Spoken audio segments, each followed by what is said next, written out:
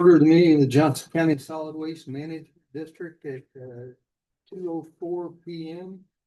Roll call, please. Brian Baird. Oh, That works. I can hear that. he hears us wherever he is. I don't know. Kevin Walls. Susie Quells here. David Lexi. Here. John Ditmars, Here. Mark Myers, Here. and Ron West. Here. Thank you, sir. We have a quorum. Thank you. First on the meeting minutes is the approval of minutes from May 12th, 2025. I take it everybody got those electronically. Does anybody have any additions or corrections? No, So I'll make a moved. motion to approve. Have a motion in a second. All those in favor say aye. Aye. Opposed? Motion carried. Treasurer's report.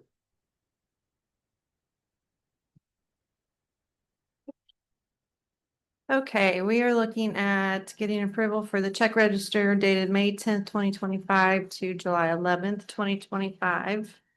For a total of $459,729.31. The bond amount of that is $416,112.06. In ordinary course of business, $43,617.25. Okay, do we have any questions? Brandon? If not, do we have a motion to approve? I'll move to approve. In a second, I'll second. Susie seconds. All those in favor say aye. Aye. Opposed? Motion carried. CAC committee. Welcome. Hello, Elgin Martin, CAC. My reader's on here. There's a theme developing. Yes, yes. I joined the club a couple of years ago. So the past 6 months, CAC, we've helped with the shredding and the Tox box on Saturdays. We have been closed for the move to the new location. Also, the recent meetings were held to look at how the CAC can help with creating some kind of outdoor activity, education space for the new facility. That is still ongoing. Our next meeting will be in August. Budget, the CAC considered the proposed 2026 budget and noted it was much the same as the 2025. Since the district is still operating on so many unknowns with the new facility. Discussion was had on the continued inclusion of the money for the box truck. If we would see one purchased in 2025, which would allow the district to remove that money from the 2026 budget request. CAC has approved the 2026 budget proposal and recommended it presented to the board. Okay, any questions? Thank you very much. sir. Thank you. Well, my question on the 2026 budget, and I emailed this to Jesse and what I was asking. What? We can talk about that in a new, but during the budget. Oh, okay. What are we talking about? We've got a line item for the budget, Commissioner. Oh, this year's budget. I'm sorry. Yeah, that's a- Yeah, sorry. Director. You know, I don't hear good. CC, because of our status, Yeah. actually has to Bring it approve to it you. and bring it to you. Right, so that's all they're doing at this point. Okay, wait, I'm up. I don't need my cheaters yet, but so yes, Elgin, thank you very much. As always, we have a wonderful Citizens Advisory Committee group. They have been with me for a long time. They're always willing to jump in. As a matter of fact, Mark and Becky were the first ones through our facility when we reopened. And they are generally here with us. They're actually on vacation this week. But they were the first to say, can we still volunteer? And I was like, of course you can. So, you know, they love working with the household hazardous waste, our shredding events and all of those things. So we're very blessed by that. Eldon, of course, is our industry rep as well as being a Johnson County resident. And I turn to him quite frequently if I have questions in regards to certain disposal or help in that direction. So we are forever grateful for all our Citizens Advisory Committee group. And with that, yay, we're open. I'm sure that you heard the collective sigh across Johnson County. We could not be more ecstatic to be open. I would love to tell you that it's smooth sailing. It is not, it is complete chaos, but we have it under control. It is chaotic, but you notice that there are several people here. I have to give much thanks to not only Wes, who has stood by through every emotional breakdown I have had and helped us get through this journey. But also, as you know, we asked Caldwell's to step in and provide the compactor after last board meeting. And they have done so much more than that for us since opening, because unfortunately we are in a situation now where we have a few glitches in regards to that compactor, which Wes can speak about in a little bit. But Caldwell's has worked to try and help solve our situation and provided us with all the support we could possibly ask for, to include amazingly clean bins that are right now being turned over every day to the tune of about a ton of recycling. And I cannot tell you, having been in this for 15 years, having worked with pretty much all of our vendors out there, there is certainly something to be said for, although they are not too small, but I guess a regional vendor, to be able to work face to face with people, get the help that you need. And so I asked them to come just that I could offer their public thanks to them and not just have them hear about that, but also so that you could know how much they have done for us since opening. And we would not be able to get through the chaos if it wasn't for the support they're offering us, making round trips with our exact bins so that we can get them right back after being dumped. We wouldn't be able to survive. I don't think anybody saw how much we were going to see. We have seen 590 people in just a week. And so it just continues to, grow and it will continue to grow. And I mean, that's what we wanted and hoped for. But we are truly seeing it. We are definitely getting newer people just because of the building being where it is, them seeing it, them understanding.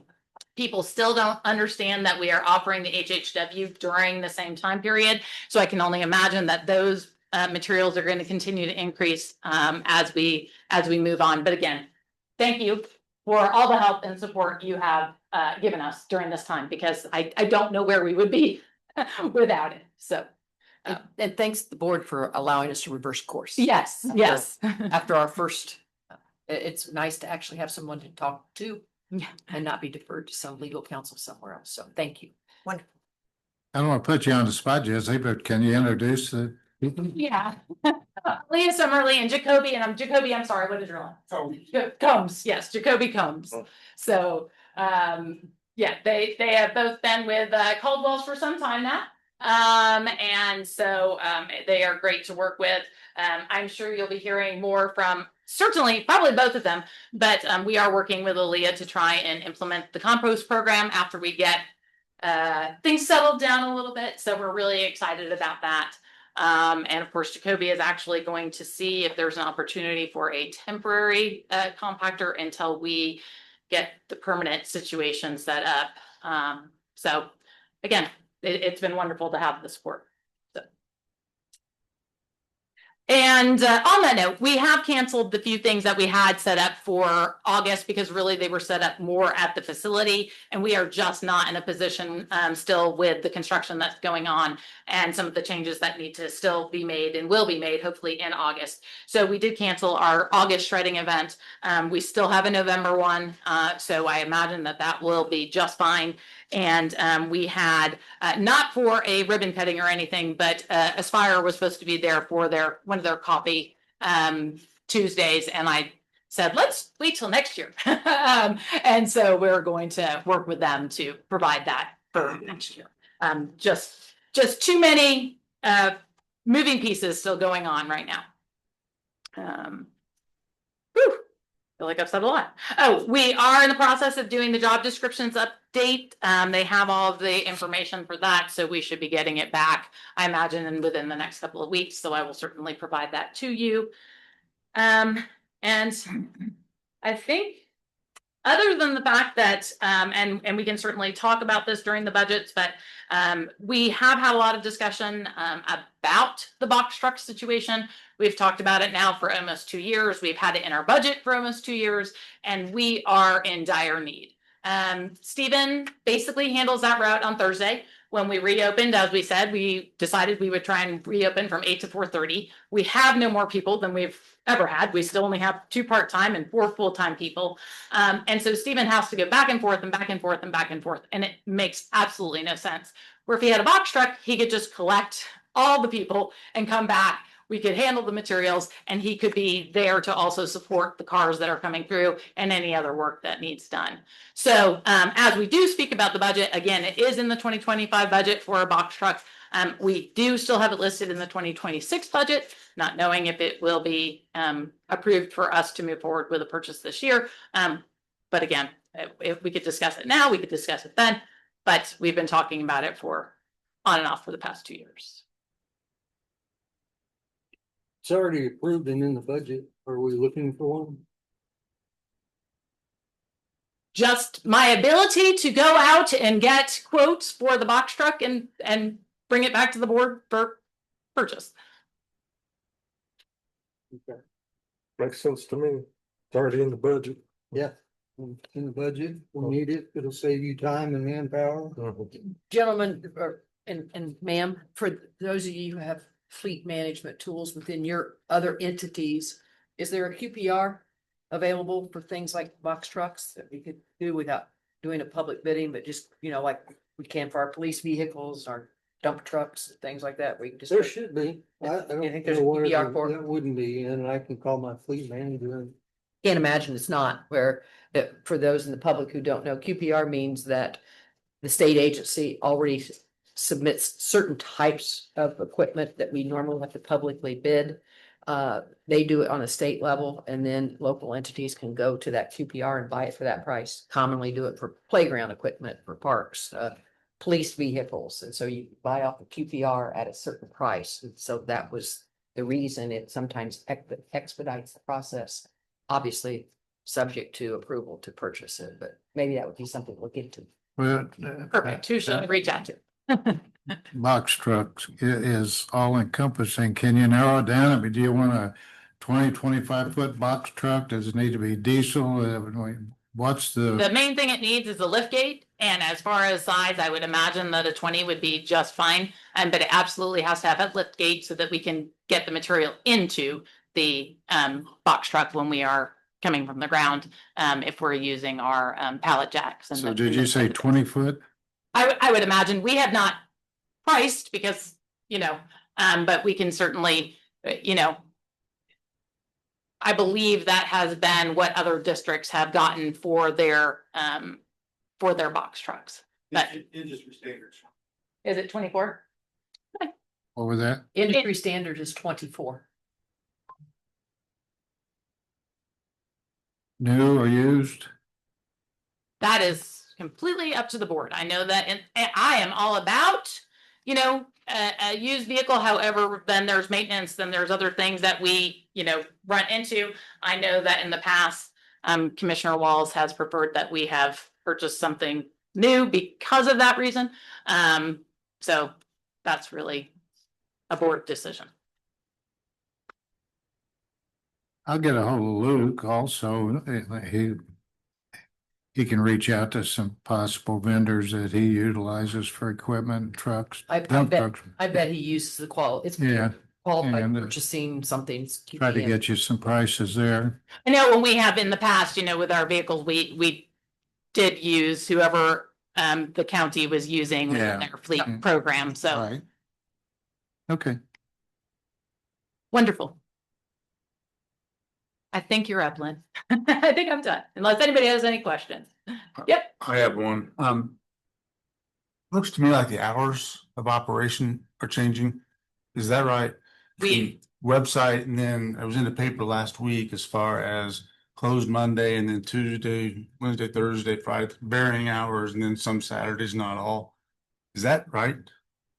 Yes, It was we 8 to 4:30. increased our hours. It was 8 to 4:30, right? 4.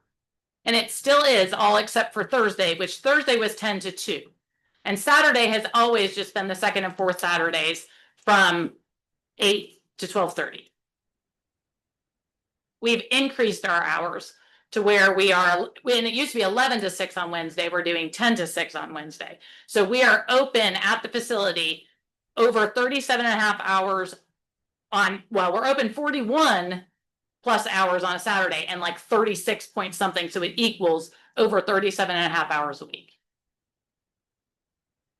Yeah, the only reason that caught my attention is that feels confusing to me, to the public, as far as you're 8 to 4 one day on Thursday, 8 to 4:30 on Friday, then some Saturdays were there, some were not. We've always been second and fourth. Well, I'm not saying you haven't, but is there a way to be more user friendly to the public, given the new facility?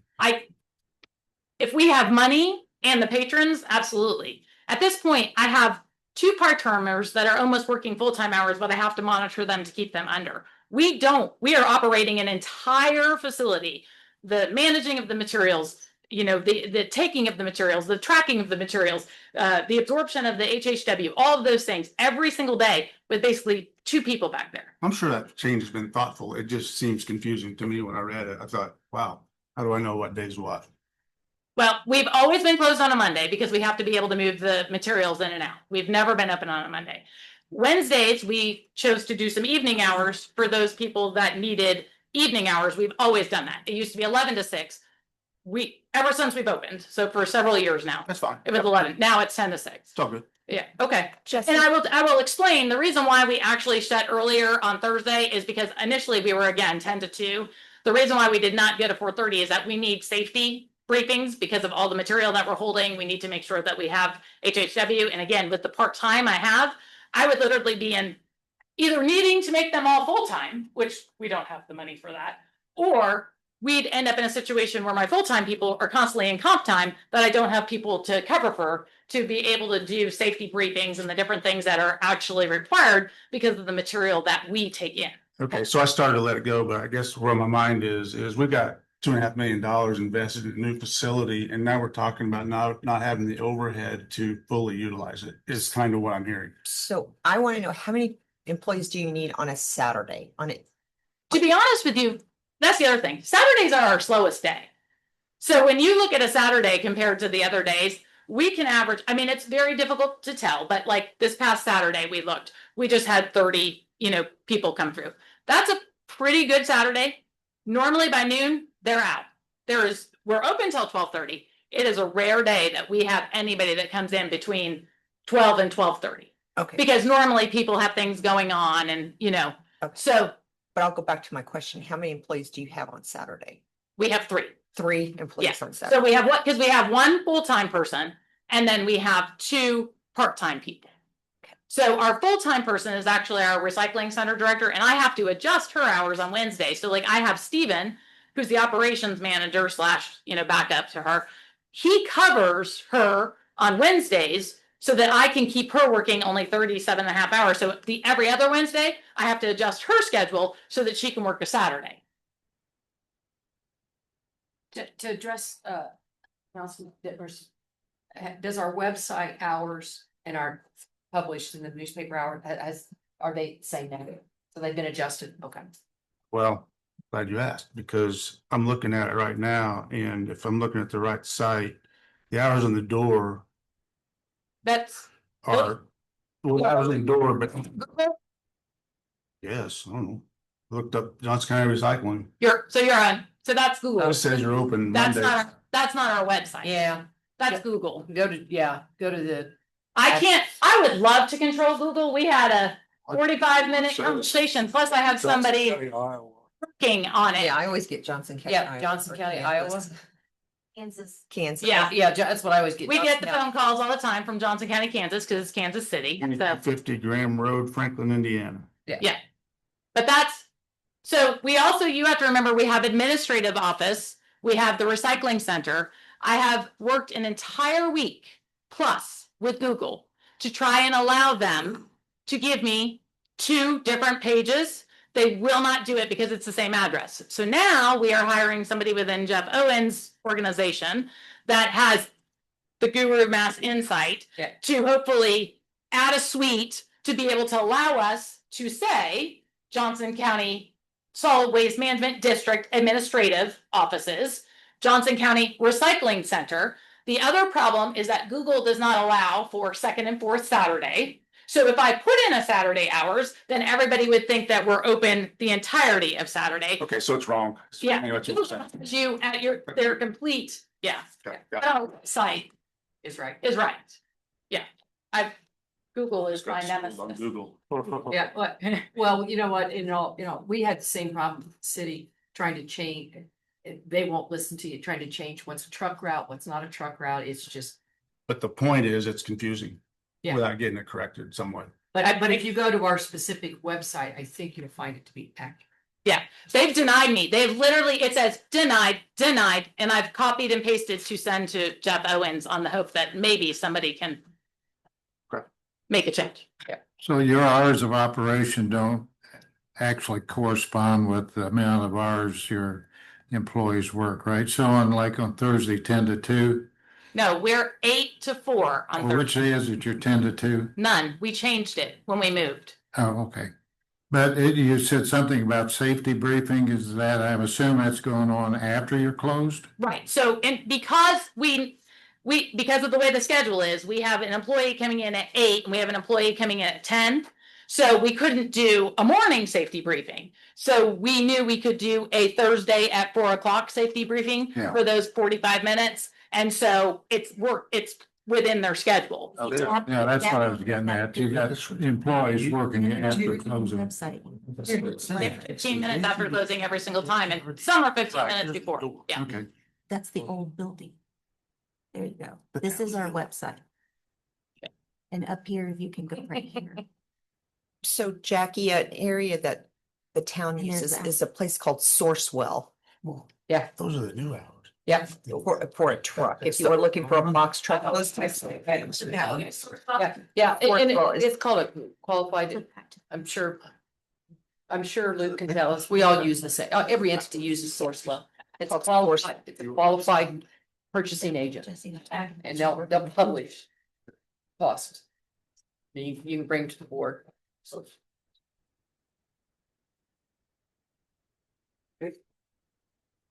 Thank you, Justin.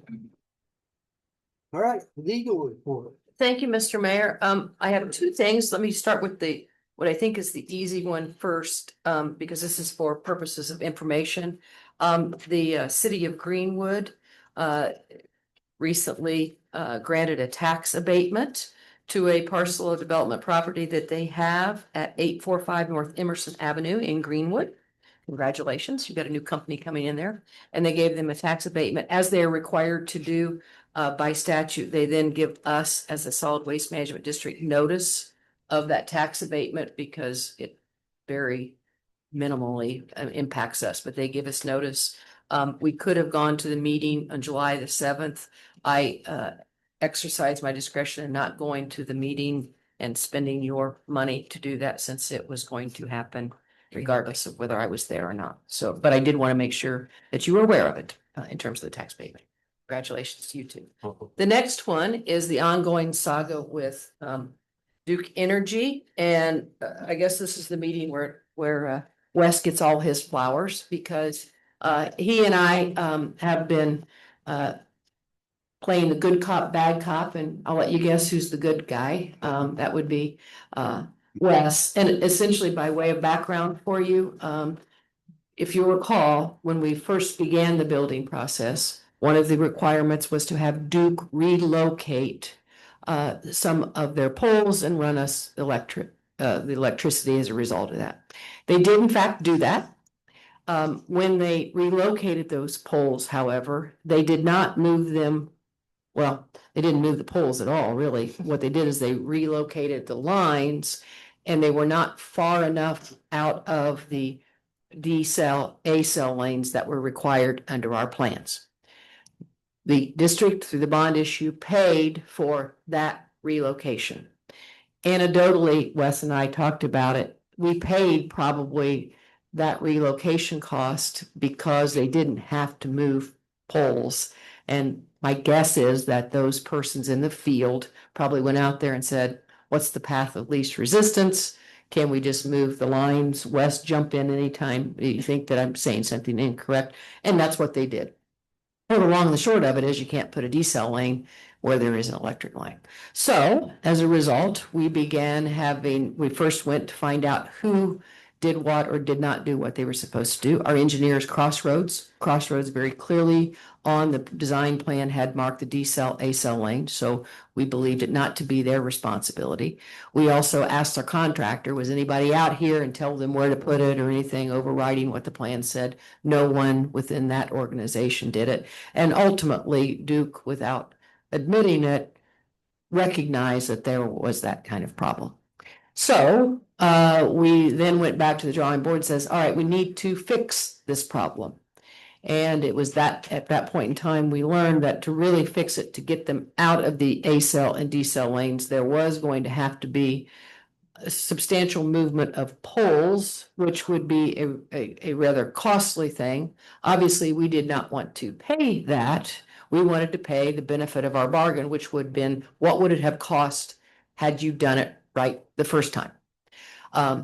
They came back with what we would consider doing at a substantially reduced amount is running them underground, which to our engineers' preferences, that is a much better possibility and resolution. But the cost to do that is essentially what it would have cost us had we done it the first time. So they will give us credit for what we did already pay, plus 9,000, join the club, $9,560.16 to run them underground. Bad cop says, why are we paying anything at all? Good cop, and he's right, says really what we want to pay is what we should have had to pay at the first part. And that's correct. If you look at the legal analysis, our damages are what did we have to pay and what we should have paid to get the benefit of our bargain. So by then reducing the cost down to this 95.60, we're paying roughly the equivalent of, if not less than what we should have paid the very first time to get the poles moved where they should have been moved. So as looking out for the taxpayers, we're not spending any more money. We're probably spending, if not the same, maybe a little bit less. And from what I'm told and just visually looking at it, they're having a better product. They're underground. So that is my request to authorize us to go forward. The Duke has provided this time a work plan for us. Wes has reviewed the work plan. Wes has did you run it by the city too, just to make sure? It's been sent to them. Yeah. City okay on it, because they have given us a temporary occupancy permit, not requiring us to put the A-cell, D-cell lanes in there so that we could get open and get moving. So I suggested to Wes, maybe we need to get the city's okay before we actually start it, but assuming they also like underground utilities, as you would expect. Assuming they give it, we would like the authority to move forward with this additional Duke invoice of $9,560.16 to get those buried underground. And I think that's all that I have. Yeah, good summary of everything. One thing I might add to that, there are two other utilities on that are supported by those lines. One is JC Fiber, the other one's MetroNet. Both utilities have been made aware of what we're doing. In speaking of MetroNet, they don't feel like they're going to have any expense. My friends at JC Fiber are difficult to get a hold of, or call me back, or however you want to put it. But anyway, I haven't heard back from them yet. There may be a minimal expense with that, but I'm hoping there is none with that as well. So anyway, we're trying to get that done as quickly as possible so we can get our final asphalting completed and move on with that portion of the project. And we do have a written work plan this time that has been approved by our engineers as to where they're going and what they're doing. And Wes was kind enough to get that. So I can answer any questions if you have. So I guess Wes, just for my clarification, when they bore, they're gonna bore for MetroNet and JC Fiber at the same time. They're gonna do Duke Energy. It's my understanding It's that gonna that be three coordination is done Okay, all at the same time. They're also on the polls, okay, very Yeah. good. those other two, so might as well do them all at the same time. Yeah. And they Thank too like it better anyway. It's I underground, like it. Yeah. Like less it. hazard, Underground. particularly, that's a pretty busy road, as we all know, so the fewer poles we have out there, probably the better off we are. Actually, to minimize the expense, the only bore is going to be under the drive. They're going to direct bury north and south of the drive. So they're trying to minimize everybody's expense as much as they can. So, yeah. So can we do this by consensus or? If you would give a motion to authorize us to move forward, and it will come out of the money from the bond issue that we have. This is obviously a normal expense. So do I have a motion to approve the $9,560.16? I'll move for Second. that. Have a motion to- Question, would that also include any expense associated with the JC Fiber and the MetroNet, which we believe to be minimal? We just don't know until they say. I'm always funny about that, but I'll let the board. Can you give us an idea about what you're Are you guys talking about, comfortable what the with that? cost? I asked, To exceed. yeah. Okay, I'm usually funny like that, but I'm sorry, what'd you say? Wes? Yeah, I asked that question directly and they wouldn't share, they wouldn't say what they expected it to be, but they say a lot of times they just do it for free, so. Say if we don't do it, then they'll just hold us up another. That when we don't have a meeting You're for right. 2 months. If you want to put a not to exceed or No, I'm fine with that. And then which will include MetroNet and JC Fiber. Yeah. thank you, and we'll be very conscientious about it. If there's something that comes up, we'll immediately contact you if it's extraordinary. Royce, you seconded that? Yeah. Good with it? Okay, all those in favor say aye. Aye. Opposed? Motion carries. Thank you. That's all I have, sir. Thank you both. Okay, Wes. My you're up. turn? Okay. Thank you. Good afternoon, everybody. I hope that you've all been able to drive by at least anyway, because the building looks great. It's going to be a fantastic facility. I had no idea how popular recycling was in Johnson County. We're not good recyclers at our house, but my goodness, the traffic through that place is incredible, and the growth potential is going to be really fantastic too for the county. And it's a huge asset to the county, which we wanted it to be. It may be loved to death by the time we're done with it, but it's been great. So the staff, Jessie and her people, have been great to work with. They've had we have a good contractor who at the end of the day is going to give us good quality project. And that's what my goal is to make sure that we're getting our money's worth or better. But they are, in my opinion, overcommitted and understaffed. And they make a lot of commitments to us that they do not meet. But we have not sacrificed any quality on anything. So that's the key in my mind. If, you look back a year from now and, oh, something took 2 weeks longer to do, so what? At least at the end of the day, we got good quality, and that's what is important to all of us in this room and the taxpayers throughout the county. So we've got final asphalting to do, which will be done when the D-cell lanes get completed.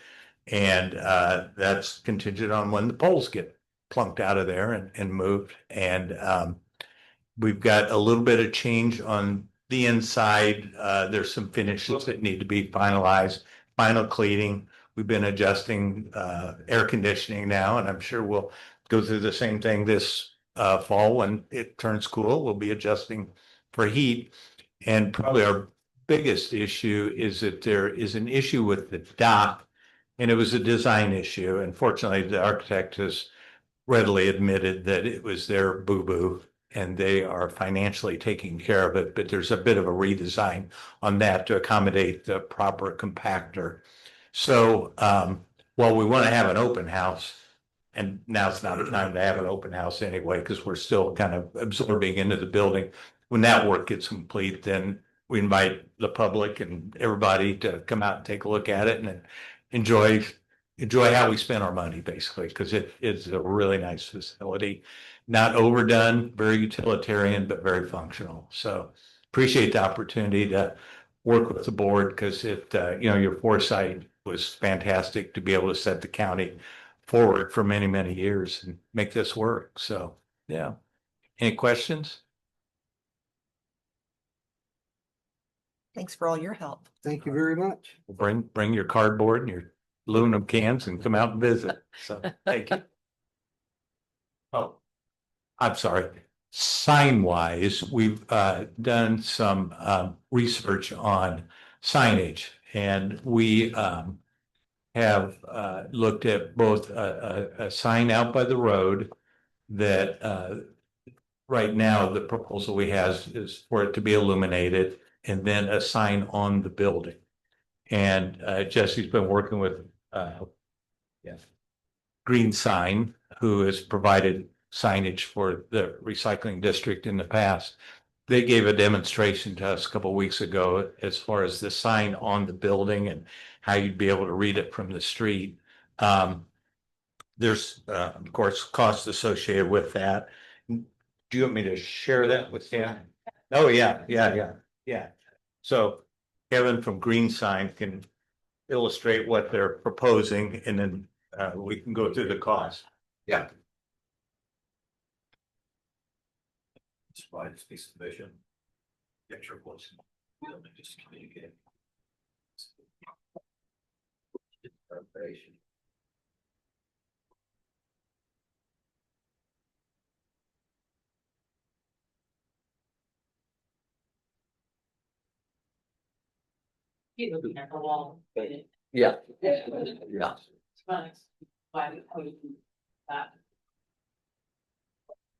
Yeah.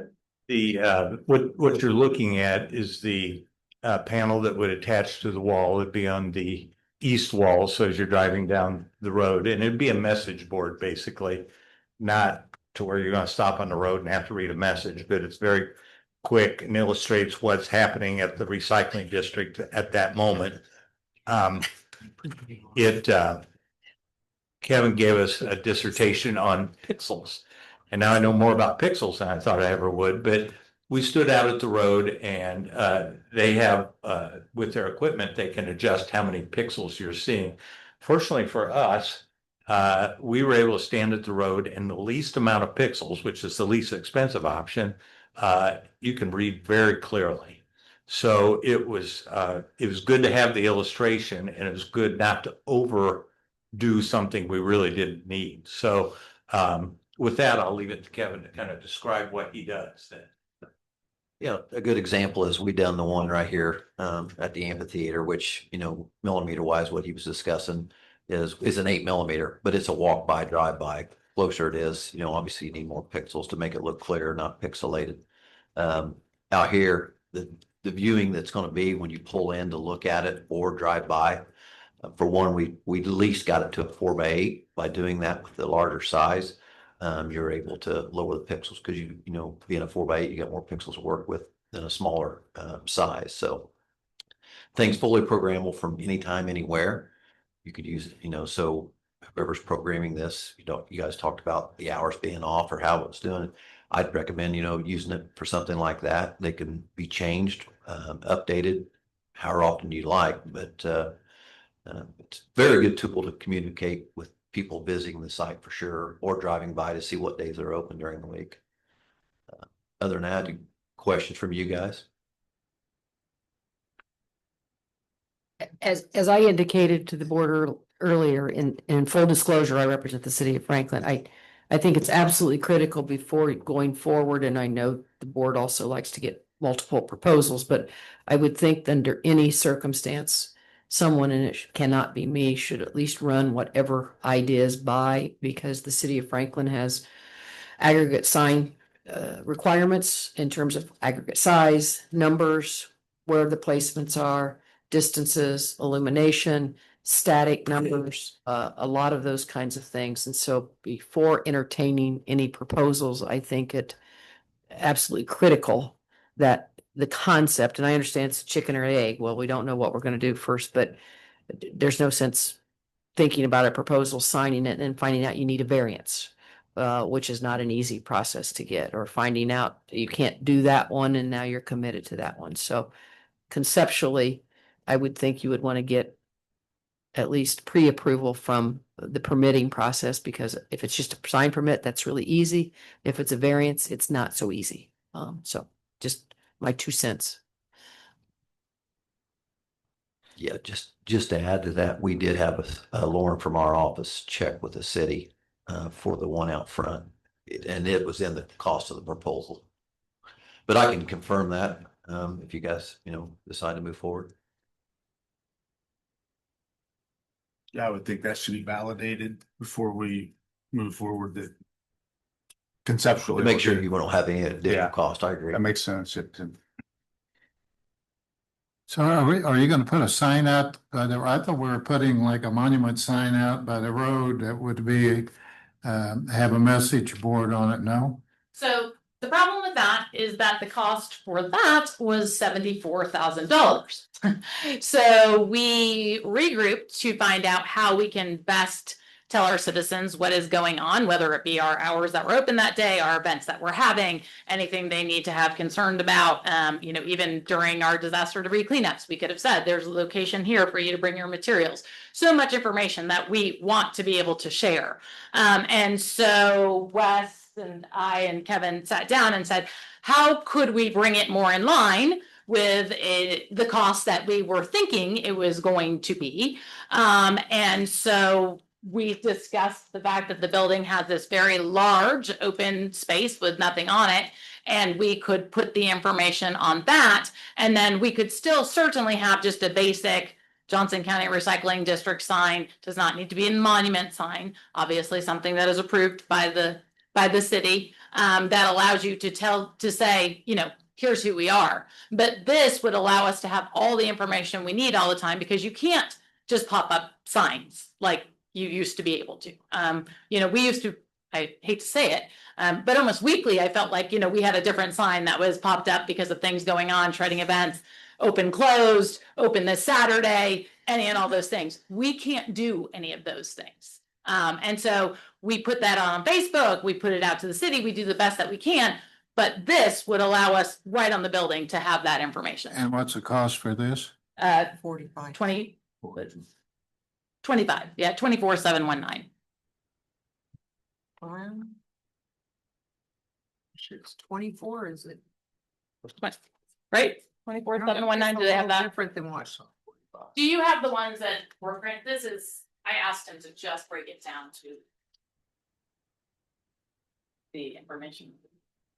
You might have printed out, yeah. I have the 45. He sent this in. That's for both the monuments and. That's right. This is just. This had the monument. Yes, as well. this had the Okay. monument and separated, not together.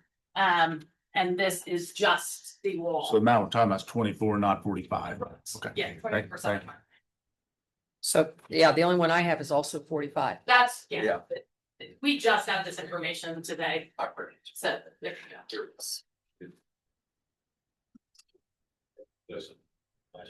go. Thank you. They have the one that.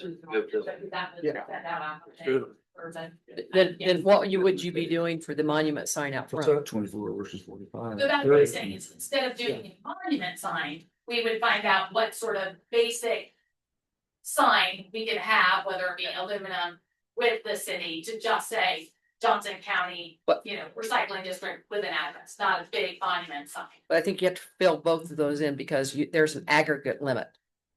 So your wall sign and your monument sign are gonna be an aggregate limit based upon the size of the building and where you're located, what zoning district you're in. And so without knowing all of that, you really can't, And I'm going to, there's an aggregate I'm limit. going to speak up here. I really think we need more than one proposal. I think it's important just to compare. I think it's just good policy to always have more than one proposal. I think you do a beautiful job. I think you've done a beautiful job in Franklin with the Franklin sign. However, I personally like to see more than one bid. And that One is proposal. fine, if we had put this out in the information when we sent, so we were presenting, because they've been doing all the signage for the building. Mhm. Because they've had that the signage for all of the building. And so they put that proposal together. I have absolutely no problem. And Lynn, to your point, I have no problem coming up with what that other sign could look at. From our standpoint, I don't even know how important another sign is besides the sign on the building, because it's on the building saying Johnson County Recycling Center.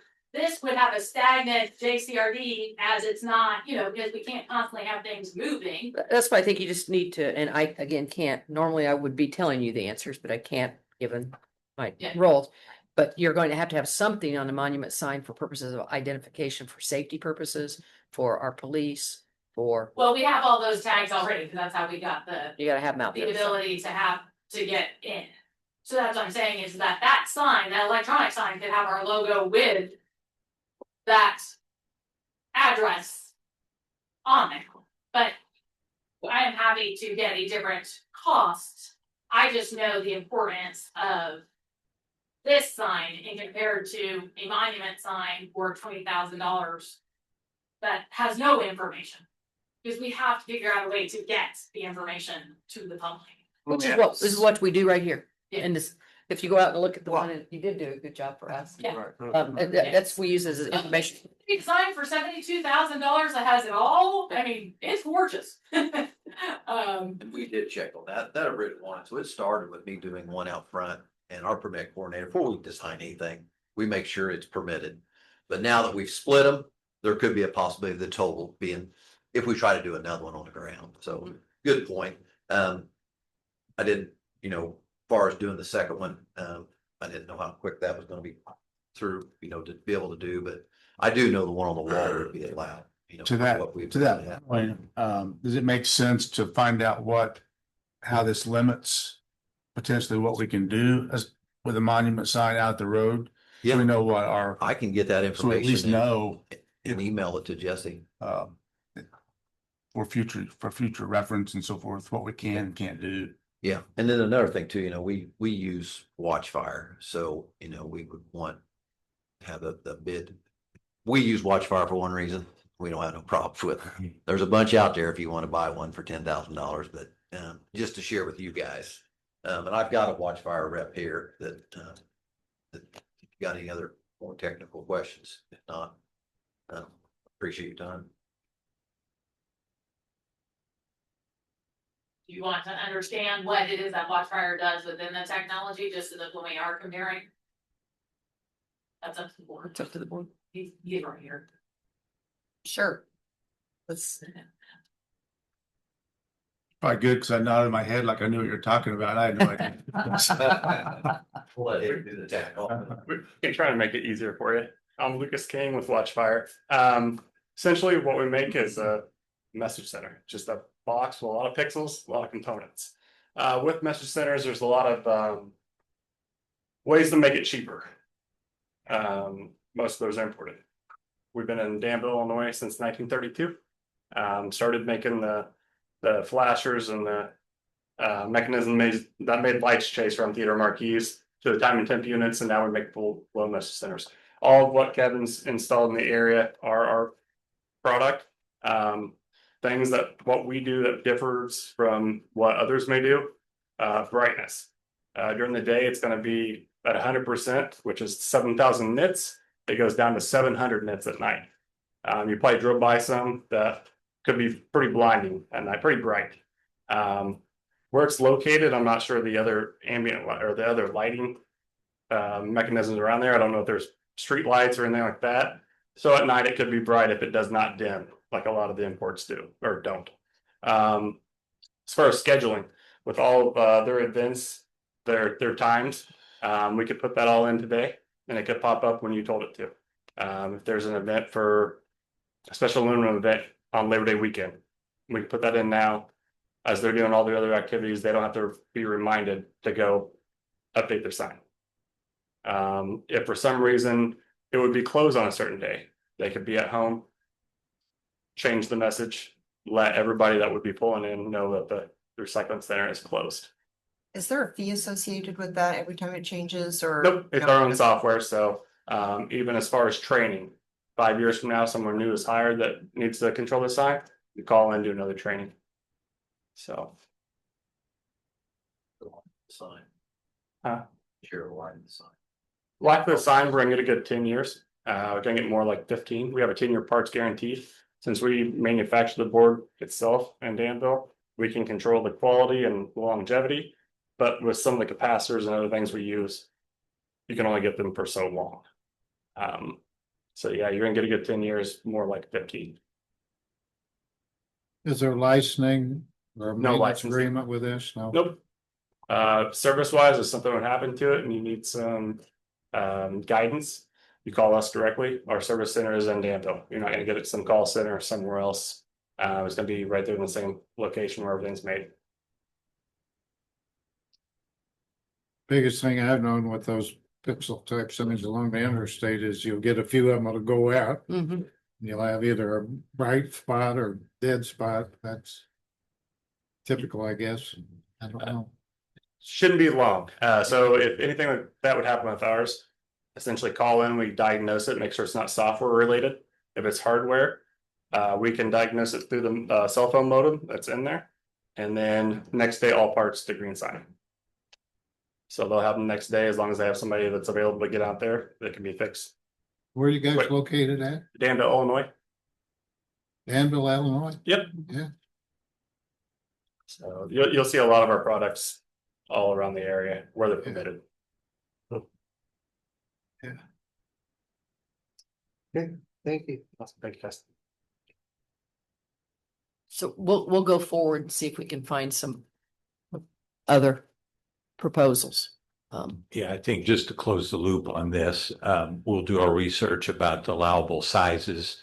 I'll put together quotes, so we can have that for the next meeting and make sure that we understand what the quotes include. Sounds like we've got apples here, we want to make sure we're either all apples or we understand the difference between apples and oranges. Right. So, Yes, and certainly I don't mean any disrespect. I think, in No. fact, Kevin, I've heard your presentation at other places. There's a reason the city has used them, but I think that most professionals will tell you there's two purposes of signs. One are directional in nature, where this is a very busy road, so you may want something there. And then the other would be public messaging, as is the focus Yeah. of the wall sign. And you're probably going to want a little bit of both. It's very easy to find out from the city what's the aggregate limits, and then this sign potential can divide those up for us. Just gotta do our homework. That's correct. Yes, yes, ma'am. Thank you both very much. Moving on to new business, the budget overview, Jesse. Aggregate limits, got it.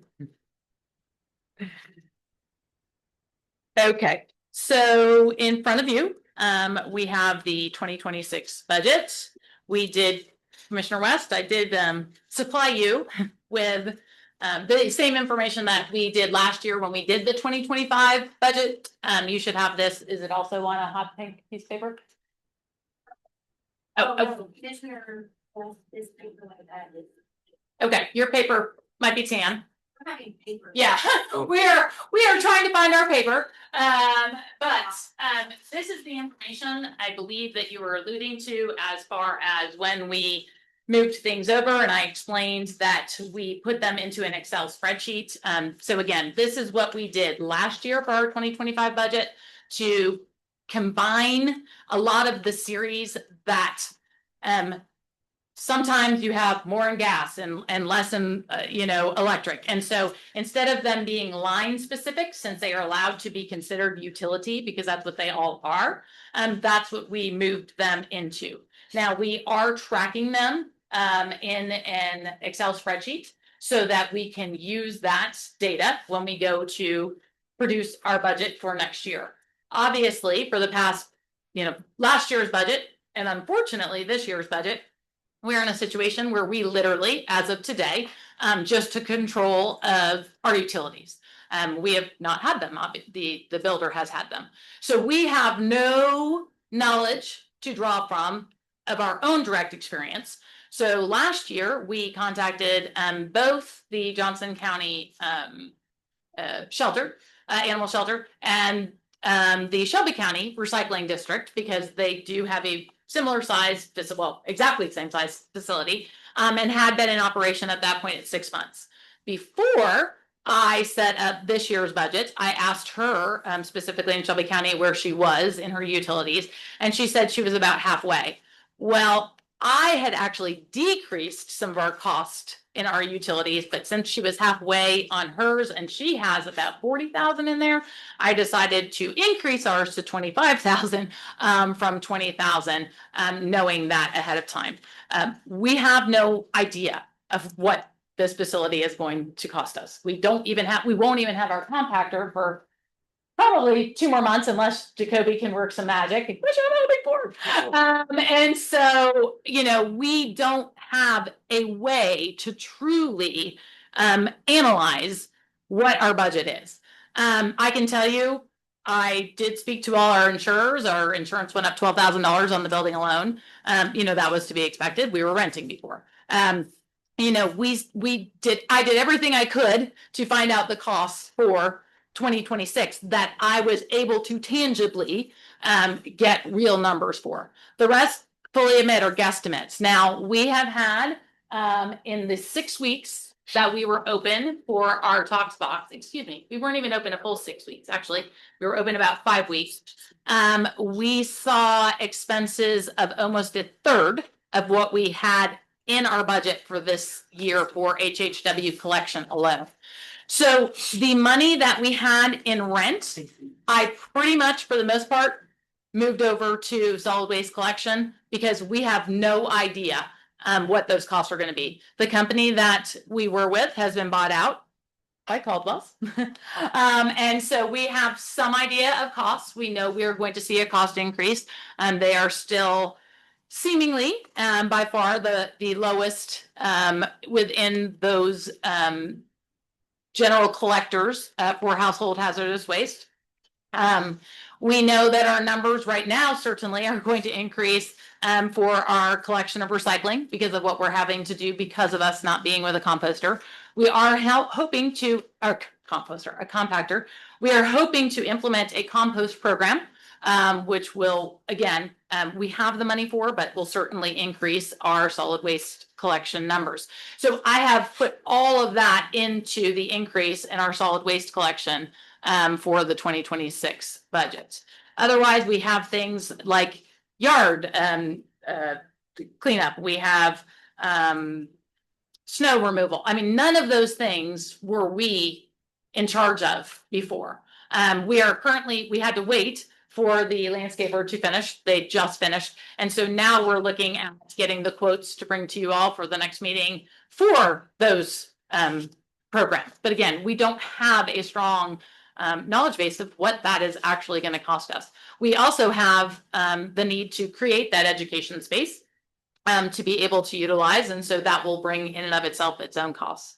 Now, all that being said, by purchasing a vehicle this year, we do have the $100,000 that we initially show in capital outlays under machinery, equipment, and vehicles that I would bring down to about 20,000. The reason why I would still leave 20,000 in there is because we are looking at the possibility of purchasing our compost bins rather than renting our compost bins. And I believe they're at a cost at about $9,000 a piece, and we would need 2 of them. The other thing we do have to think about is that our vehicles are getting older. And so whether we put that in for 2026 or 2027, we would certainly need to look at that as well.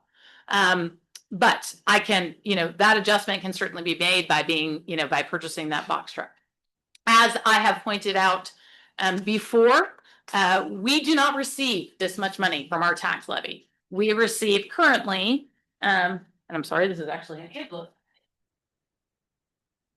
$733,195. So the way in which we actually generate this budget has to do with the money that we have in the bank. I also want to point out we have about a year's worth in the bank, and it has taken us 35 years to get that much money to put in the bank. So the district has always and will continue to run as lean as it possibly can. We very rarely have money that rolls over into our, you know, our overall, you could say rainy day, but we don't really have a rainy day fund. It all goes into the same bank savings account. But we pretty much try and stay within the levy that we actually receive. As a solid waste district and as a special district, one of the difficulties that arises is if we do have monies that we need to spend because we are over in a certain line. Again, we bring you all of our dollars. Angela, you know, goes over all of our information. But the fact is that it's not this board that has the ability to tell me that I can go and utilize that money. I have to go create a special meeting for the council to be able to do that because of the way in which the state has changed their laws since 2011. So that is one of the reasons why we put in our budget as what is a very reasonable amount to be spent for what we do on an annual basis. But generally it is because there is something built in. So i.e. the box truck, which is a larger dollar amount. But for the most part, we pretty much stay within that max levy range that we receive, to the good or bad, in the amount of normally 5,000. I believe last year we were actually in our savings about $22,000, and that was probably the first time that has occurred. But we continue to see growth in our programs, and that's what we want to see. Any questions? I just have one question, just You want? procedurally, one question procedurally before you. Yeah, go ahead. Because you all are the authority. But Jesse, I can't make these numbers add up. Yeah, they do. Like for instance, supplies 2,000. We've got 2025 budget 5,500, 2026 budget 5, and you drop down to 200 series total 5,500, 5,500. Yeah, They don't add. I can't. No, they don't. The number. But that's, for me, that wasn't the issue. Hold on. So what you're saying is 5,500. Oh, It doesn't add, and yes, She had 5,000, she made it 50. yeah, and it was 5,500. $500 on it. Oh, I know exactly what happened. Stamps should actually have 500 right there. And it should have dropped down, which is what Carla and I were trying to find on the computer today, and that was our answer. So stamps, but even when I added the whole column, you've got a budget total of 921,719. From last year was 952,474, but we don't reduce the other lines that much. Yeah, I can't make it's the way number. off. The proposed 2026 is 926,779.46. And the 2025, they're showing it at 952. It's got to be around 900,000. So Print is no longer. I didn't bother adding it up, but Yeah. if you look at the proposed 2026 as an example, 100 series money's up 18,000. Utilities up 5, building maintenance up 5, professional services 500. Recycling center supplies and solid waste at 40,000. The only thing went down in the capital outlays. It was an $18,000 reduction there, but We do know what happened. So rent got taken out because we don't have rent for 2026.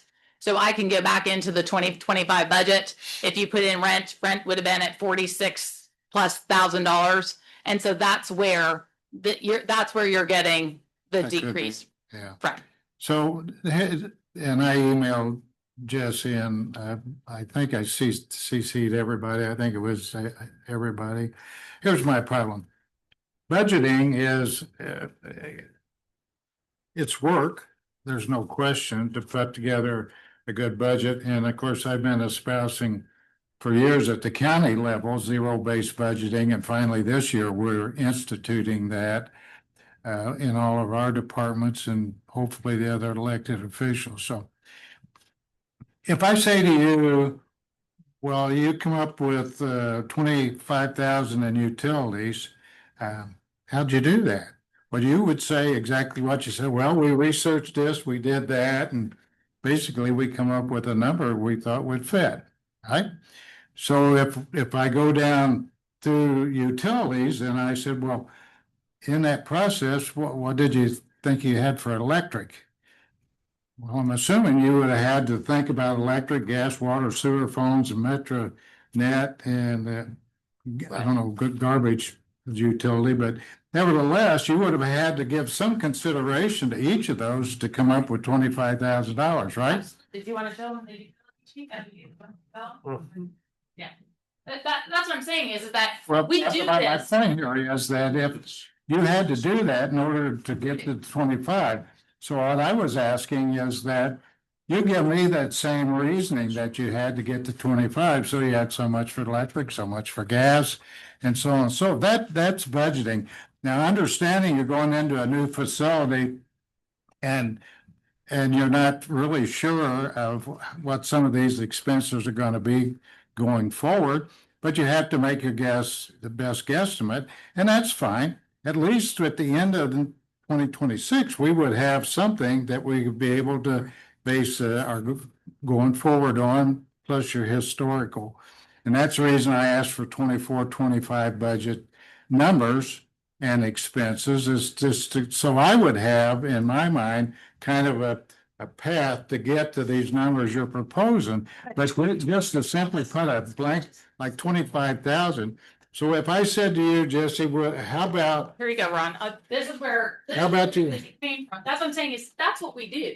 I mean, that's what you charge me is going through and analyzing each of my lines. yeah. To determine. And That's exactly how I create my budget. well, and what I'm asking you to do is give me that analyzation that you use to come up with the number. I did last year. I am sure it is packed away someplace because I showed you what Shelby County did, and I showed you what Johnson County Animal Shelter did. Those are the only things we can do. We have not been in this facility yet. Today is the I understand. day. But what I'm saying is, okay, insurance. You made an issue of insurance a minute ago. You Right? said you increased it $12,000, is that right? No, actually, our insurance stayed exactly the same because one of the issues, Yeah, well, it did say the same, but you said before you were renting, and so you didn't have. any- So we never knew, because like we got tagged with water, we got tagged with flood. There was constantly evolving changes. But because I know how you like to budget, I kept literally the same and I'm at about $23,700 for our insurance. So if it goes up at all, I will have to go and get a line item transfer in order to pay that bill. So you said it was 23.7, right? Yes. So why didn't you put 23.7? Because I was told we have no true idea of how much it will be when we go to pay in October because of the car insurance, and they cannot give me that number until October. So Don't you have insurance on the building right now?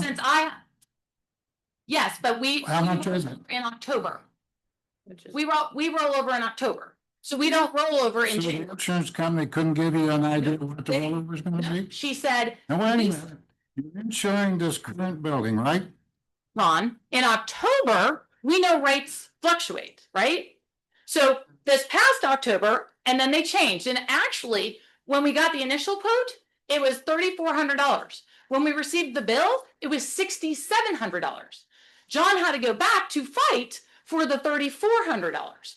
And it ends in October. So they cannot think what see we're- that will be in October. What I'm witnessing here is a defect in management. I'll just be honest with you. If you're telling me that you're in a building currently and you currently have that building insured. Right. And you know what that amount is. Right. And you know it's going to renew in October and the insurance company can't give you an estimate on what it's going to be for next year. I don't go for that. That isn't, I deal with insurance people all the time. They have no problem telling me what they expect's gonna happen in the next 12 months and on that policy. She told me it is because of the cars. It is not the building, the cars. Cars, Vehicles. the vehicles. Yeah, She told me it is because of the cars, we won't know. And if we had a box truck, then it will even increase that even more. yeah, but you don't have a box truck. So you're not gonna budget for that until you get it. Don't budget for that box tax truck, then I have to go and do a line item transfer for dollars and monies, and then we may not be able to And pay you them. know what? Every department in the county has to do that same thing. They don't, that's the difference. Oh, They yes, they don't. do. Right, but they can come up, I have to do it differently because I am a special district. That's what I'm saying. Because we are a special district, we have to make sure that it is announced and that we come to the council differently to get our funds to then come back. So by the time I have to do all that by going to the board, getting the permission and doing all that, when we only meet every 2 months, that is where the disconnect comes in, is that we fund differently. But you So can- I know that she told me that there is a chance, not a chance, that the insurance will change. So that is why I kept the same 25,000 that is going all along, knowing we were going to have very little wiggle room, where before we did have wiggle room because of your direction. And so that's what I'm saying, is that to not provide anything within that, knowing we have funds in the bank that I can't otherwise touch, because that's the only thing that's funding this budget fully, is the money in the bank. It's not the tax dollars. So what happens if it's more than 25,000? Then I'm going to have to come back and do that. Exactly. So I'm just telling you that I know, I have been told it is going to be more than that. Well, then you So should have if you- budgeted more. Wait a minute, you just said you've been told for a fact it's gonna be more than 25, but yet you put 25. 23.7. So I put 25. Okay, I made my point. My point is, this is not a budget. This is just flat numbers to give each area of expense a round number of which you can utilize for whatever in the budget ones. I will give you a perfect example. I have no idea how much I'm going to spend with Lynn or how much I'm going to spend for my accounting. We have always used a flat number for those things. Oh, Because I have no idea how much I'm going to spend in those lines. But that's a line item. I have no problem with that. But if like, that's a line item. All I'm asking you to do is put a number with each line item.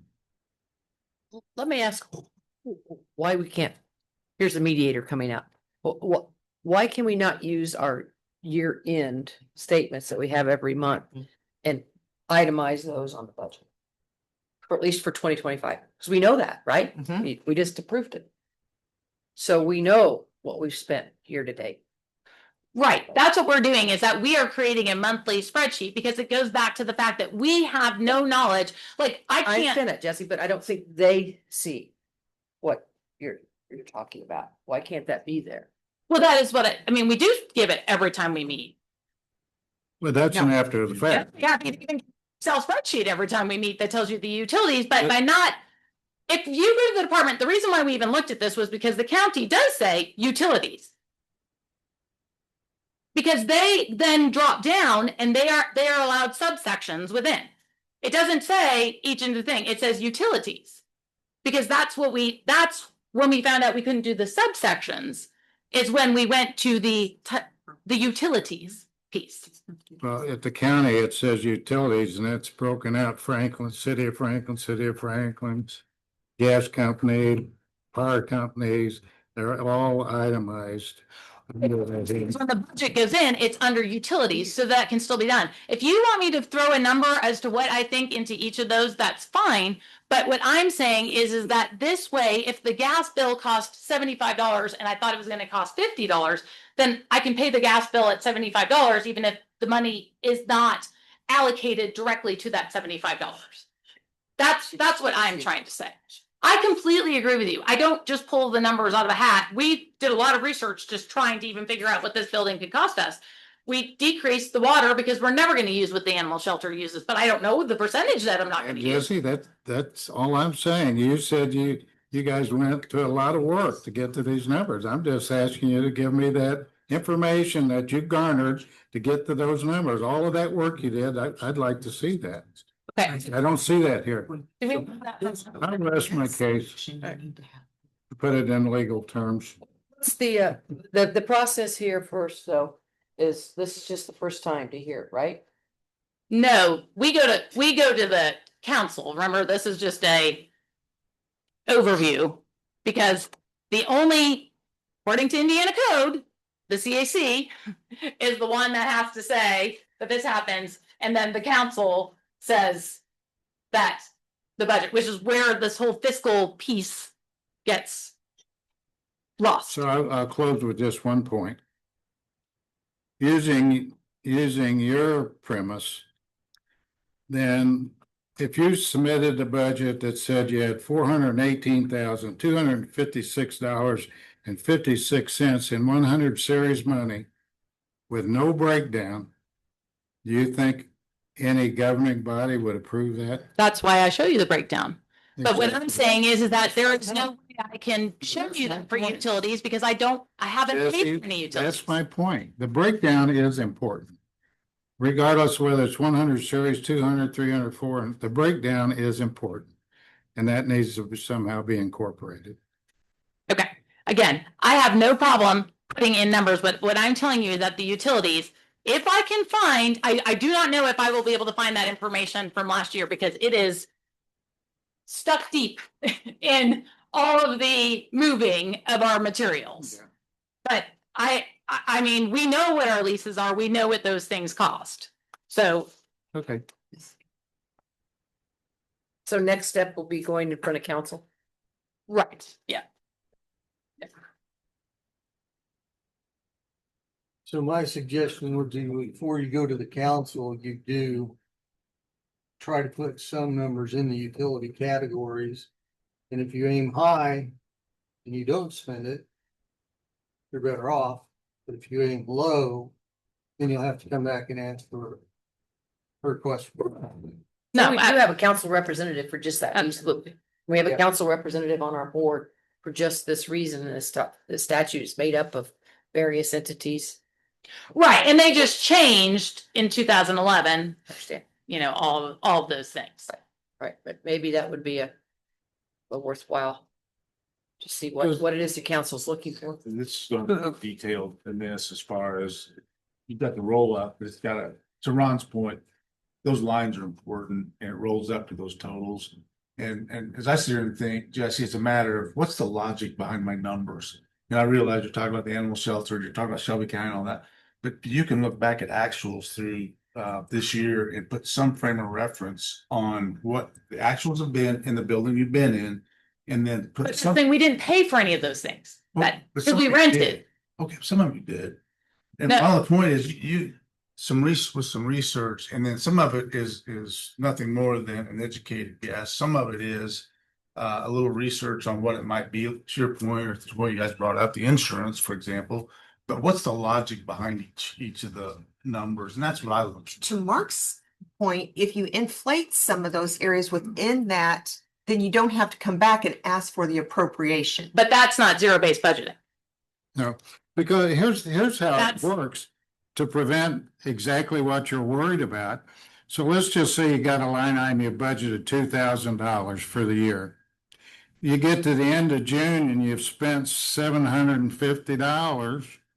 Well, theoretically, you think you're gonna be all right. That may be $1,500, but if you get to the end of June, you spent $1,500. That's when you go to the council and say, listen, we're gonna be well over this. I needed another $1,000 appropriation or something. You don't wait till you're out of money and then go try to decide how you're gonna get it. At some point, you analyze this fact that you're running well above what you anticipated, and then you go to the property, you come to this board, go to the council, well in advance of ever running out of money. If you wait till you run out of money, again, that's a budgeting process that's in error, a management error. You don't wait till you're out. You should know, you got your accountant, you should know in 6 months where you stand in each line item.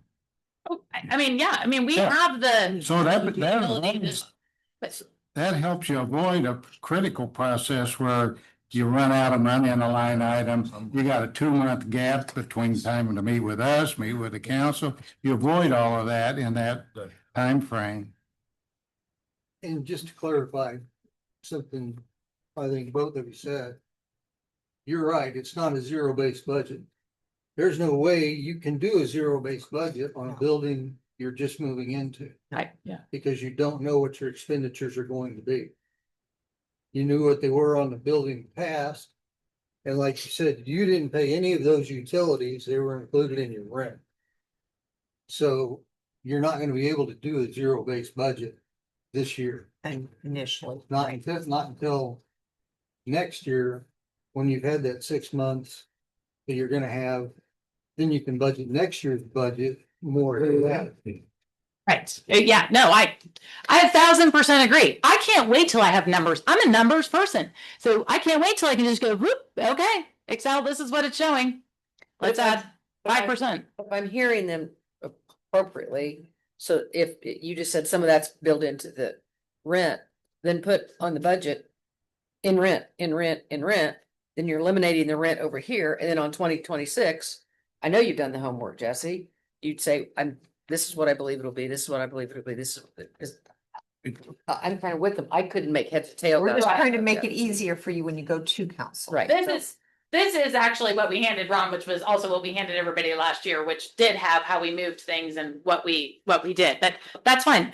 We always did that until this upcoming year or 2025. Because we didn't have any idea of what we were looking at for 2025. And unfortunately, that's rolling into 2026. But that's the way our budgets require us to do. So I will go back and break it down.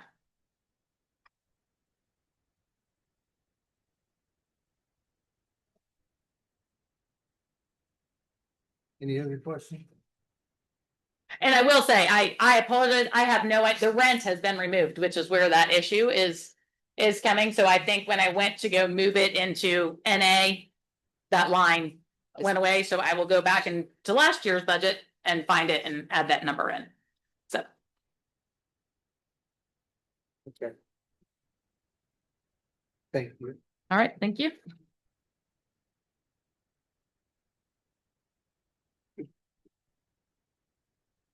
All right, last item under new business is the next meeting, September the 8th, 2025. Do you have any comments from the public? No?